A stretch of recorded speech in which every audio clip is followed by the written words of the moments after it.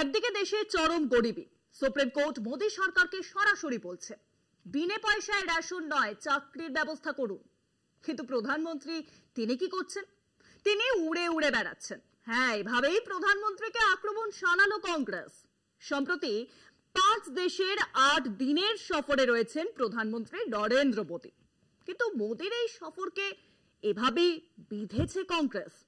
মোদীজি ঘন ঘন উড়ানে অভ্যস্ত বলে দাবি করার পরও থেমে যায়নি তারা। এরপরেই ছিল আসল খোঁচা। কংগ্রেস বলেছে সমস্যা থেকে পালাতে চান প্রধানমন্ত্রী, তাই এত বিদেশ সফর।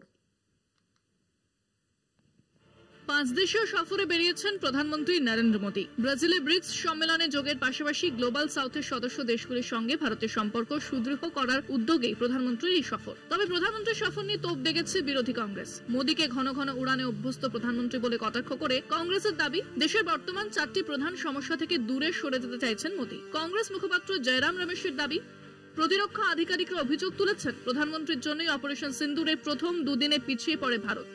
ইন্দোনেশিয়া ভারতীয় প্রতিরক্ষা আধিকারিকের এই মন্তব্যে প্রথম কিছুটা অস্বস্তি তৈরি হলো। পরে ইন্দোনেশিয়ায় ভারতীয় দূতাবাস স্পষ্ট জানায় আধিকারিক এখতিয়ারের বাইরে কথা বলেছেন এবং সংবাদ মাধ্যমের ভুল রিপোর্টের ফলে ভুল বোঝাবুঝি তৈরি হয়েছে।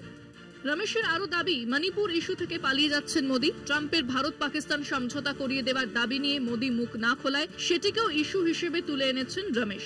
ঘটনার পর 2 মাস পেরিয়ে গেলেও পেহেলগামের দুষ্কৃতীরা এখনো অধরা। রমেশের দাবি, প্রধানমন্ত্রী এই বিষয়টি থেকেও পালাতে চাইছেন।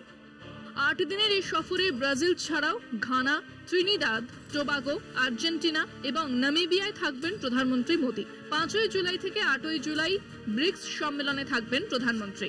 কলকাতা টিভি।